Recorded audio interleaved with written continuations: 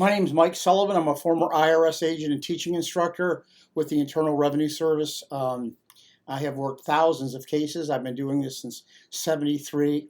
I'm a national expert in IRS resolution matters. What I try to do on my YouTube channel is I try to relax everybody and not have everybody all angst up and worried about, oh, what's the next step? This big bad giant is coming out. So I try to pull back the curtain and really give you the insight on what goes on cases, so you really have the insider scoop. So today I want to talk to you about what happens if you haven't filed a tax return. What is really the next step? What should you do? Obviously, as a former agent of 10 years, I knocked on a lot of doors, sent out a lot of letters, talked to a lot of people. And what happens is after you file 1 or 2 years you haven't filed, the snowball just getting bigger and bigger and bigger and bigger.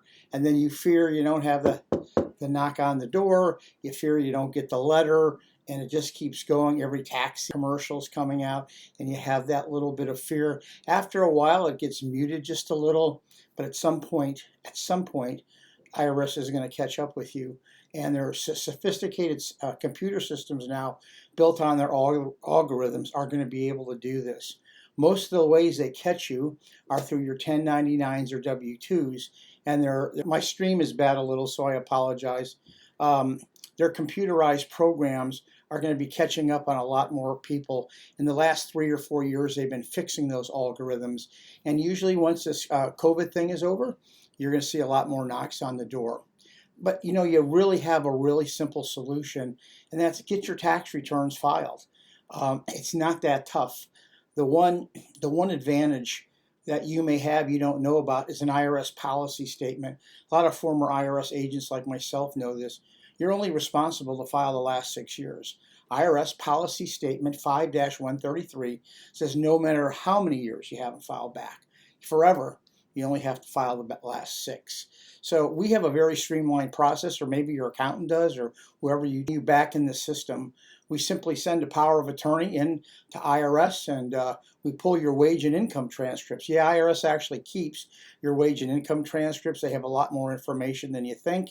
They can have an account history transcript, so they're kind of monitoring. A lot of times they just don't have the manpower to work certain cases.